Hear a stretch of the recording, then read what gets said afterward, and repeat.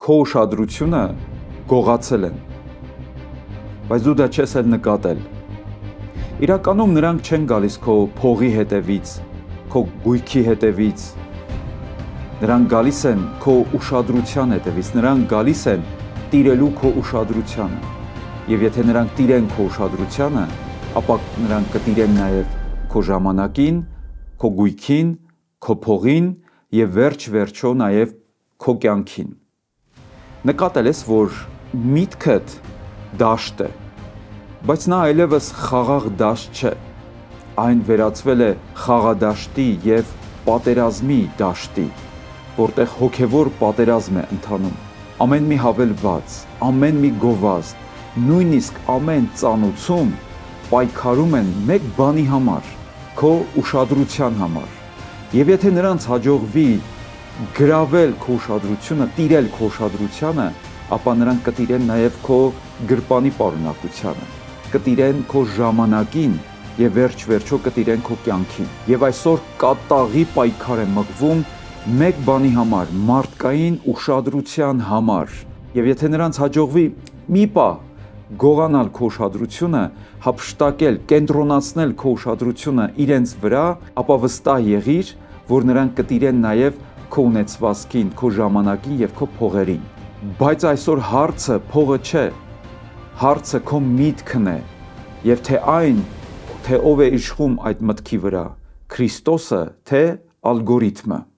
Այս օրերին շատ եմ լսում, որ մարդիկ ասեն, չեմ կարողանում կենտրոնանալ, և սա ամենևին պատահական չէ։ 21-րդ դարի մարդը կենտրոնացման խնդիր ունի, մտքի և ուշադրության կենտրոնացման խնդիր ունի, որովհետև այնքան շեղող հանգամանքներ կան, այնքան կողմնակի ինֆորմացիաներ կան, որի պատճառով մարդը չի կարողանում կենտրոնանալ բուն էության վրա, իր աշխատանքի վրա, իր անելիքների վրա, իր նպատակների վրա։ Ամեն բան անում են, որպեսզի մարդը շեղվի, մարդու ուշադրությունը շեղվի։ Մարկության պատմության մեջ մարդկային մտքի և ուշադրության համար երբեք այսպիսի կատաղի պայքար չէր մղվել, ինչպես որ հիմա է մղվում։ Ինչու է այդպես։ Որովհետև ուշադրությունը դարձել է նոր արտարժույթ, նոր վալյուտա, և այդ վալյուտան, այդ արտարժույթը մատակարարողը դու ես։ 21-րդ դարը հեղափոխական ժամանակաշրջան էր։ Տեղի ունեցավ հեղափոխություն, բայց ոչ միայն քաղաքական և իշխանական, այլ տեխնոլոգիական հեղափոխություն։ Եվ այդ տեխնոլոգիական հեղափոխության առանցքը ինֆորմացիան էր։ Դեռևս 20-րդ դարի վերջերին, երբ որ ես ուսանող էի և սովորում էի համալսարանում, մեր դասախոսները հետևյալն էին մեզ ասում, որ 21-րդ դարում ամենաթանկ արտարժույթը և ամենաթանկ արժեքը ունենալու է ոչ թե նավթը և ոչ էլ ոսկին, այլ ինֆորմացիան, և 21-րդ դարի պատերազմը լինելու է ինֆորմացիոն պատերազմ։ Դեռևս 90-ականների վերջերին, երբ չկար ինտերնետ լայն հասանելիություն, մեզ համար դա ֆանտաստիկայի ժանրից էր թվում և մենք մտածում ենք, որ դա շատ հեռավոր ապագայի խնդիր է, բայց այդ օրը եկավ, մենք արդեն ապագայի մեջ ենք, որտեղ ինֆորմացիան դարձել է ամենահզոր զենքը և ամենաթանկ արտարժույթը։ Հետևաբար, ով կհասցնի գրավել մարդու ուշադրությունը 3 վայրկյանի ընթացքում, հետագայում նա նաև կգրավի մարդու միտքը և մարդու ռեսուրսները։ Նկատեք, թե որքան շեղող հանգամանքներ կան մեր առօրյայի մեջ։ TikTok-ը, սոցիալական այլ ցանցերը, ծանուցումները, լայքերը, գրությունները, իմեյլները կամ մեսենջերները, ամեն բան օրվա ընթացքում փորձում են մեզ շեղել, գովազդային արշավները։ Մի պահ փորձեք հաշվել, թե մարդը մեկ օրվա ընթացքում որքան գովազդային հոլովակներ է տեսնում, ոչ միայն սոցիալական ցանցերում, այլև հեռուստատեսությամբ։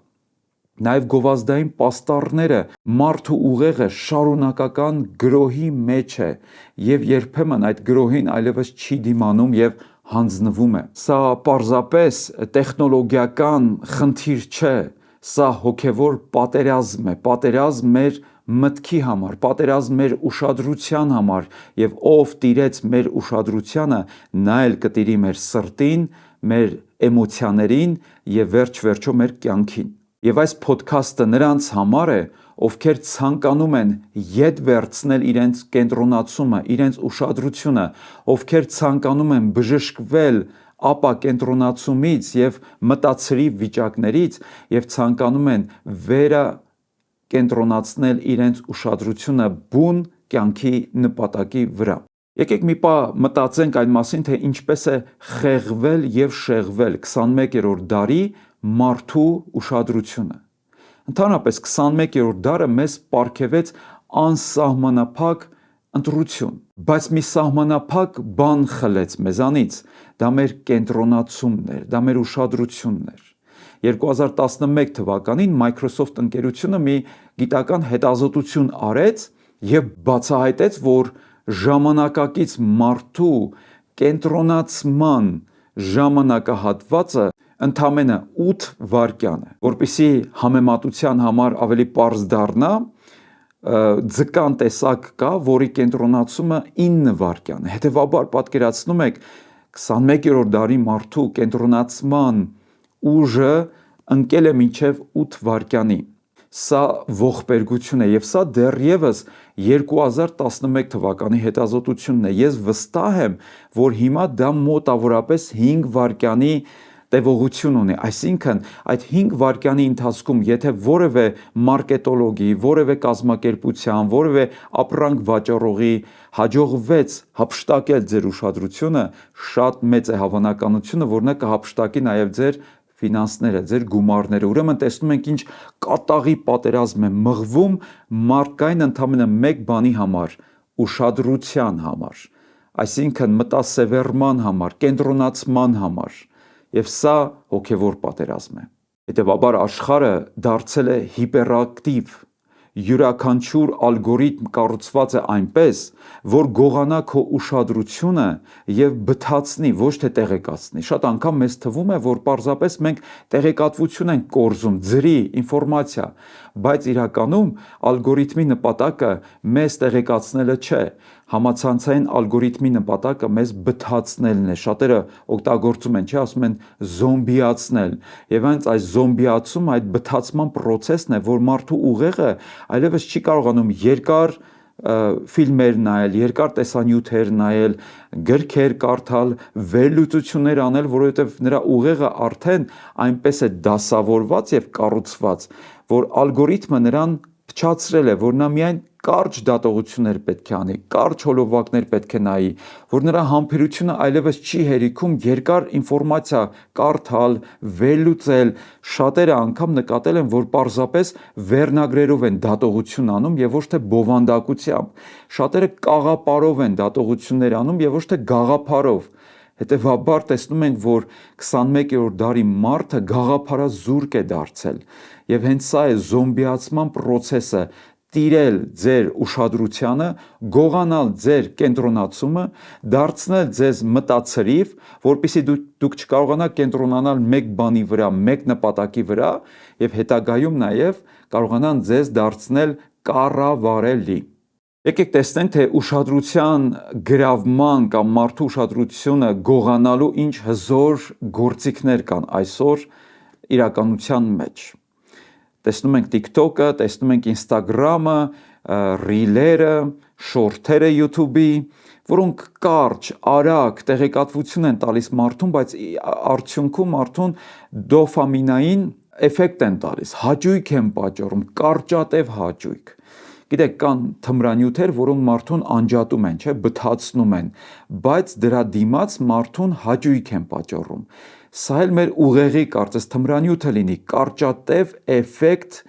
երկարատև բթացման դիմաց, որպեսզի մարդուն դարձնեն կառավարելի։ Մեր ուշադրությունը կերակրում են ոչ թե բովանդակությամբ, այլ անսպասելիությամբ, կարճատև հաճույքով։ Օրինակ նկատում եմ, երբ որ մեքենա եմ վարում եւ կողքի վարորդները, հատկապես կարմիր լույսի տակ, երբ որ կանգնում եմ, միանգամից նկատում եմ մարդիկ չեն ուզում կորցնեն այդ ժամանակը, բացում են իրենց հեռախոսը եւ սկսում են թերթել։ Ինչ որ ինֆորմացիաներ են փորձում այդ 15 վայրկյանի ընթացքում ստանան, կամ էլ հենց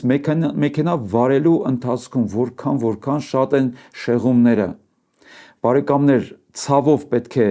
նշենք սա եւ արձանագրենք, որ այսօրվա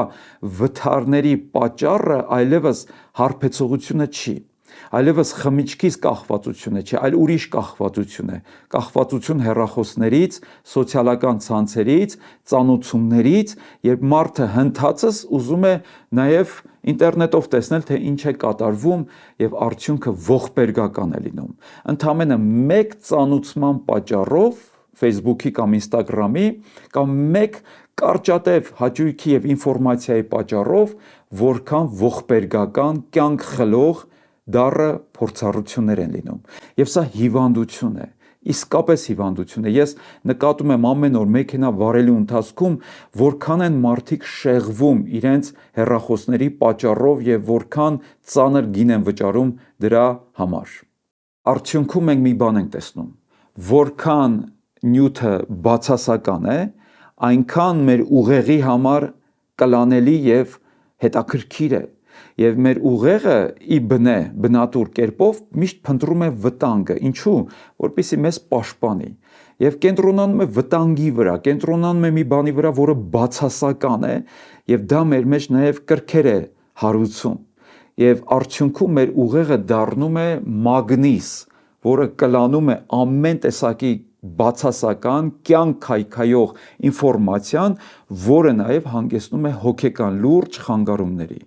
Ես վերջերս լսեցի մեր համաքաղաքացիներից մեկի մասին մի երիտասարդ անձնավորություն, որ հարևանները պատմեցին, հայտնվել էր հոգեբուժարանում եւ բոլորը զարմացել էին, որ ախր ինչն է պատճառը, ինքը նորմալ երիտասարդ էր, միանգամից խեղվեց իր հոգեկան առողջությունը եւ հայտնվեց հոգեբուժարանում։ Ինչու՞, որովհետև շատ երիտասարդներ կախված են սոցիալական ցանցերի պատճառած դոֆամինային այդ էֆեկտից եւ վերջ-վերջո դա իրենց հանգեցնում է կարճատև հաճույքի, բայց երկարատև քայքայիչ ազդեցություն է բերում մարդու կյանքի մեջ։ Հիմա եկեք տեսնենք, թե մեր կենտրոնացման եւ մեր ուշադրության համար այս հոգեվոր, դաժան, անողորմ պատերազմի մասին ինչ է ասում Աստվածաշունչը։ Արդյոք որևէ բան կանխատեսել էր Աստվածաշունչը եւ արդյոք ինչ լուծում է առաջարկում Աստվածաշունչը։ Կուզենամ ձեզ համար կարդամ Հոբի 33-րդ գլխի 14 խոսքից եւ տեսեք ինչ զարմանալի եւ արդիական բան է գրված այստեղ։ 14 համարը հետեւյալն է ասում. Սակայն Աստված կրկին ու կրկին կխոսի, բայց մարդս ուշադրություն չի դարձնում։ Շատերն են ուզում լսել Աստծո ձայնը, շատերն են բողոքում, որ Աստված ինչու ինձ հետ չի խոսում,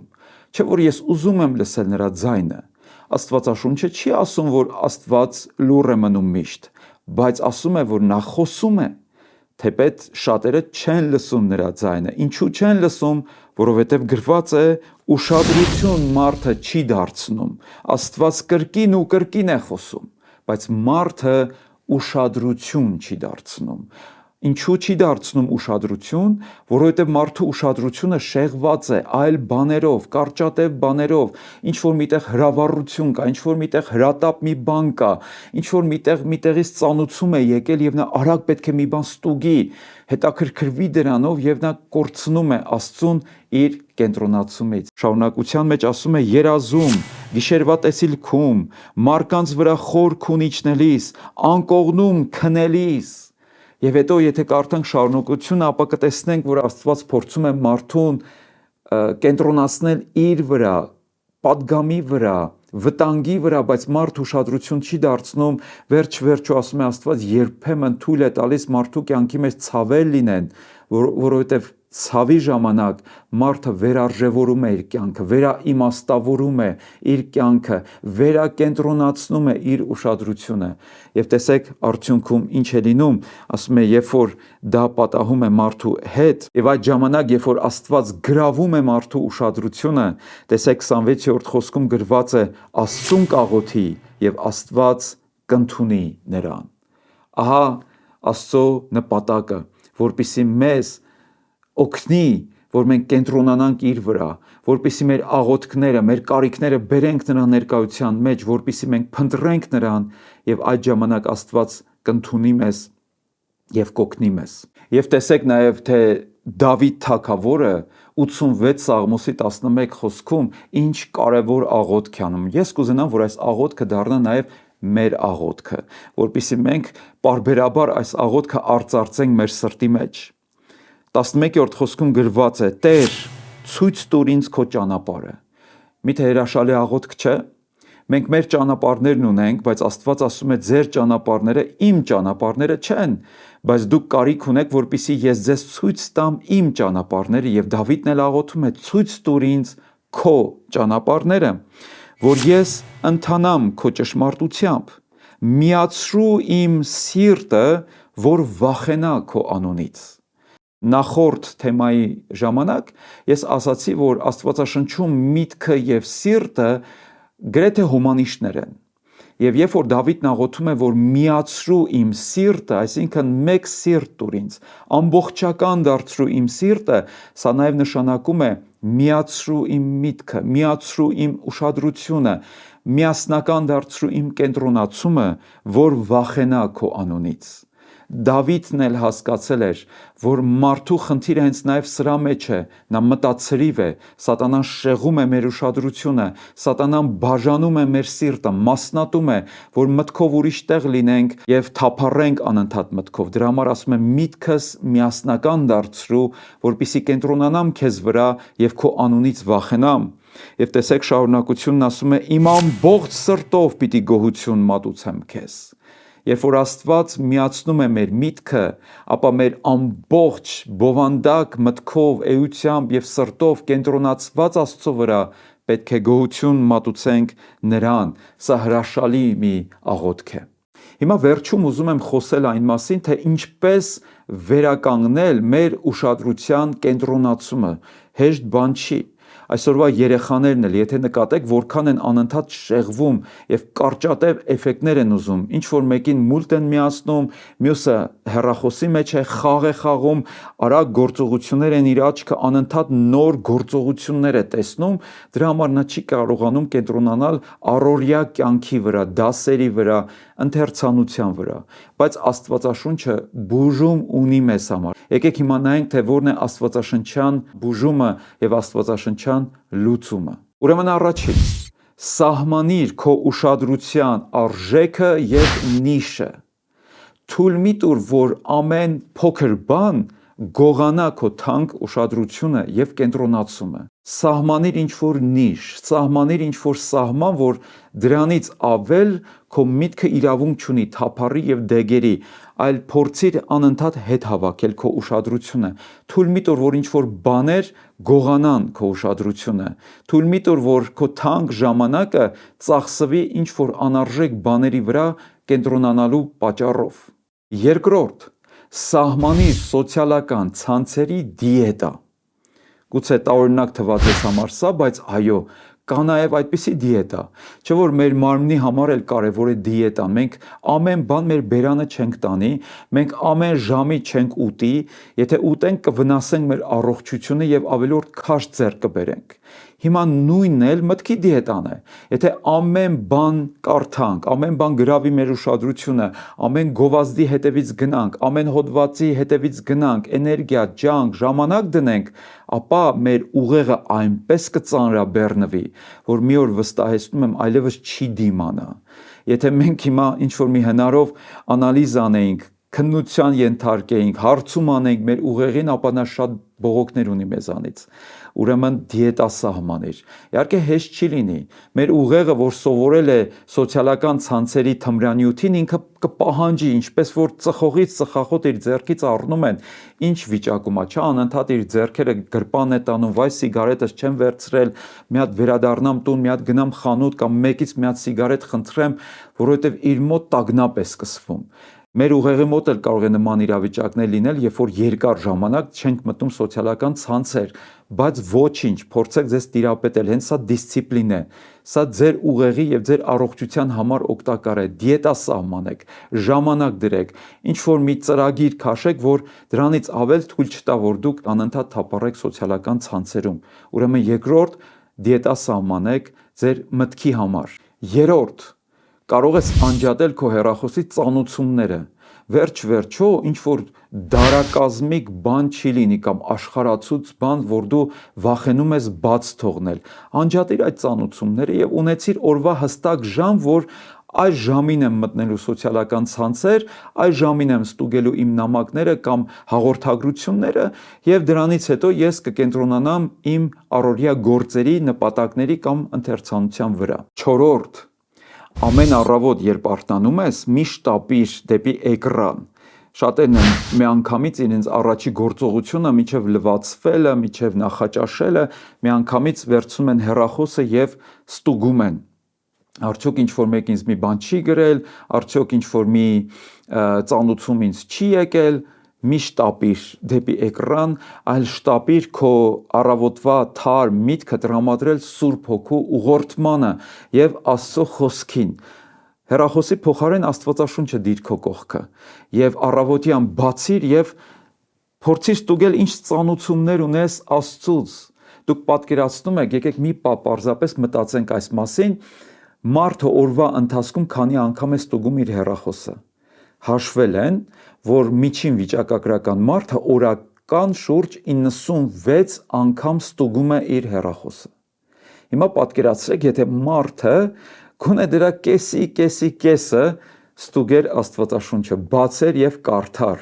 եւ ստուգեր, թե ինչ է ասում Աստծո խոսքը իր մասին, արդյոք Աստված իր արածին լայք է դնում, թե dislike, արդյոք Աստծո ժպիտը կա այս իրավիճակի համար, թե Աստված բարկացած է։ Որքան կարևոր է, որ մենք առաջնորդվենք ոչ թե ալգորիթմով, հեռախոսով, ծանոթություններով, այլ Աստծո խոսքի ուղղորդմամբ եւ Սուրբ Հոգու առաջնորդությամբ։ Հետևաբար մի շտապիր հեռախոսը ստուգել, այլ շտապիր Աստծո խոսքը քննել։ Եվ 5-րդ խորհուրդը բժշկվելու համար այդ կախվածություններից եւ վերագտնելու մեր կենտրոնացումը, մեր ուշադրությունը հետ բերելու համար խորհենք, մտածենք այն բաների մասին, որոնք ճշմարիտ են, որոնք հոգի եւ կյանք սնուցող են։ Ապա տեսեք Փիլիպպեցիներին 4-րդ գլխի 8-րդ համարում ինչ է գրում Պողոս առաքյալը այս մասին։ Այսուհետև, եղբայրներ, ինչ որ ճշմարիտ է, ինչ որ պարկեշտ, ինչ որ արդար, ինչ որ անարատ, ինչ որ սիրելի, ինչ որ բարեհամբավ, առաքինի եւ գովելի, այն մտածեք։ Ինչքան կարևոր խորհուրդ առաքյալի կողմից, ինչքան օգտակար եւ առողջ խորհուրդ։ Մտածեք այն, ինչ պարկեշտ է, մտածեք այն, ինչ առաքինի է, մտածեք այն, ինչը ձեզ շինություն կտա, օրհնություն կտա։ Հիշում եք, Տեր Հիսուսն էլ ասաց. հոգ մի արեք վաղվա օրվա մասին։ Իհարկե դա չի նշանակում, որ մենք չպետք է մտածենք։ Մտածելն այլ բան է, հոգ սանելը այլ բան է, այսինքն մի մտատանջվեք, մի ձեզ ցավեցրեք եւ վախեցրեք վաղվա անորոշությամբ, այլ կենտրոնացեք ձեր անելիքի վրա, կենտրոնացեք ձեր հանձնարարականի վրա, կենտրոնացեք Աստծո խոսքի վրա, այն ինչը ճշմարիտ է, այն ինչը արդար է, գեղեցիկ է, անարատ է, դա մտածեք, որովհետև վերջ-վերջո ինչ մտածեք, դա էլ կունենաք, ինչ խորհեք ձեր ներսում, դա էլ կլինեք դուք։ Հետևաբար զգուշանանք, թե ինչ ենք մտածում եւ ինչն է գողանում մեր ուշադրությունը, թույլ տվեք, որ ձեր մտքում շրջանառվեն Աստծո խոսքերը, շրջանառվի այն միտքը, որն Աստծուց է գալիս, որը շինություն է բերում, որը օրհնություն է բերում։ Իրականում դու կարող ես շտկել քո ուշադրությունը մտքիդ բովանդակությունը փոխելով։ Նորից ասեմ, այո, դու կարող ես շտկել քո ուշադրությունը եւ քո կենտրոնացումը մտքիդ բովանդակությունը փոխելով։ Ինչով որ լիքը լինի քո միտքը, դրա վրա էլ դու կկենտրոնանաս։ Ուրեմն թույլ մի տուր, որ ամեն աղբ լցվի քո մտքի մեջ եւ քո ուղեղի մեջ եւ շեղի քո ուշադրությունը, գողանա քո կենտրոնացումը։ Վերջ-վերջո քո միտքը մաքուր դաշտ է, որտեղ կամ Աստված կխոսի, կամ աշխարհը կաղաղակի։ Բայց երկուսն էլ միաժամանակ չեն կարող իշխել։ Մեկը մյուսին բացառում է։ Հետևաբար դու ես որոշողը, թե ով կխոսի քո մտքի մեջ, ով կիշխի քո մտքի վրա։ Սատանան իր ալգորիթմներով եւ ծանոթություններով, թե Աստված իր խոսքով և Սուրբ Հոգով։ Պողոս առաքյալը երիտասարդ Տիմոթեոսին մի շատ կարևոր խորհուրդ տվեց և կարծում եմ այս խորհուրդը չի կորցրել իր արդիականությունը։ Տեսեք նա ինչ գրեց առաջին Տիմոթեոսին 4:13-ում. «Ուշադրություն դարձրու ընթերցանությանը», ինչ գեղեցիկ խորհուրդ և խրատ, ուշադրություն դարձրու ընթերցանությանը։ Այսօր շատերը ուշադրություն են դարձնում ամեն ինչին բացի ընթերցանությանը։ Իսկ դուք գիտեք, որ ընթերցանությունը ձեր ուղեղը երիտասարդ է պահում և առողջ է պահում և ապահովագրում է հետագա ծերացումից և ծերունական հիվանդություններից։ Իսկ ինչ պետք է ընթերցի Աստծո մարդը։ Իհարկե առաջին հերթին Աստծո խոսք։ Ուրեմն նորից կարդամ. «Ուշադրություն դարձրու ընթերցանությանը, խրատելուն և ուսուցանելուն, անփույթ մի եղիր քո մեջ եղած այն շնորհի նկատմամբ, որ քեզ տրվեց մարգարեությամբ երեցների ձեռնադրությամբ»։ Տեսեք հորդորը. առաջին ուշադրություն դարձրու, երկրորդ անփույթ մի եղիր։ Իսկ անփույթ լինելն ինչ է, եթե ոչ մտածրիվ վիճակ, եթե ոչ մտքի ապակենտրոնացում։ Ուրեմն ասում է կենտրոնացիր այդ մարգարեության վրա, կենտրոնացիր ուսուցման վրա, խրատների վրա և կոչմանդ վրա և այն շնորհի վրա, որ քեզ տրվեց։ Եվ վերջում ասում է. սրանց մասին մտածիր,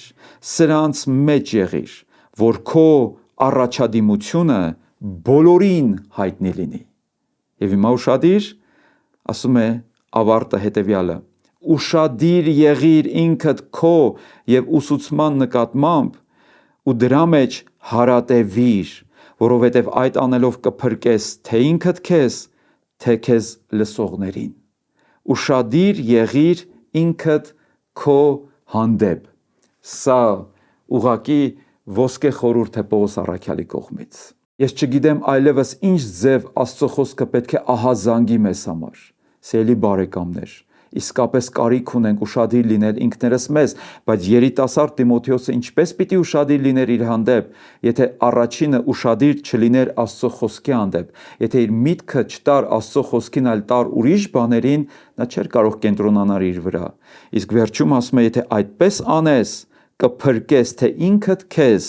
և թե քեզ լսողներին։ Ինչ գեղեցիկ խոսք և խրատ։ Կուզենամ վերջում աղոթենք միասին։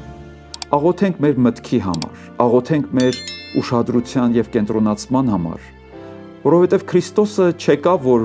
փրկի միայն մեր հոգին, նա եկավ, որ դառնա նաև մեր մտքի և մարմնի փրկիչը։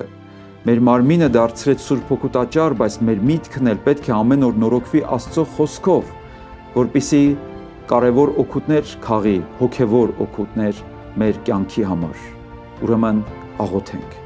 Մեր սիրելի Հայր, քո որդու Հիսուս Քրիստոսի անունով և քո Սուրբ Հոգու միջոցով դիմում եմ քեզ։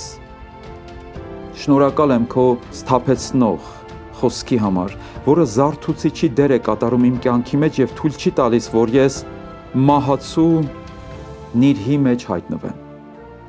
Շնորհակալ եմ, որ դու ինձ արթնացնում ես, անհանգստացնում ես, որ ես չհանգստանամ բթացնող, անջատող և մոլորեցնող հաճույքների մեջ։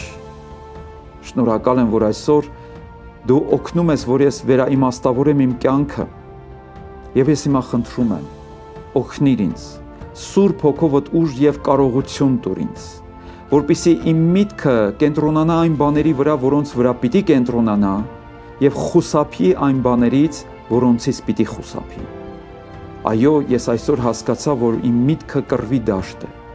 բայց ես աղոթում եմ, որ այս կռվի և պատերազմի ելքը քո հաղթանակով որոշվի, որ դու թագավորես ոչ միայն իմ սրտում և իմ հոգու մեջ, այլև իմ մտքի մեջ և իմ մտքի վրա։ Դու արժանի ես իմ կենտրոնացման և ուշադրության։ Շնորհակալ եմ, որ իմ աղոթքը լսում ես և ինձ արագահաս օգնություն ես մատուցում։ Աղոթեցի Հիսուսի անունով։ Ամեն։